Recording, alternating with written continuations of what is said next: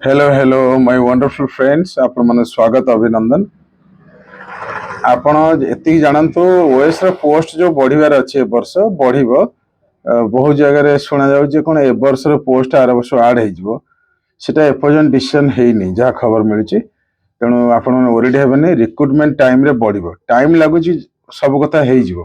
कथा होची कोन जेमति as matter 42 हबा पे केते टाइम लागला बुझियो। तेणु टाइम से लगे एक्सट्रा टाइम विषय टाइम लगी तेणु पोस्ट बढ़िबो सुनिश्चित बढ़िबो टे टाइम लगुच धैर्य धरतु। आ टेलीग्राम चैनल जो अच्छे ओएसटीवी ऑफिशियल टेलीग्राम चैनल जॉइन कर जातु।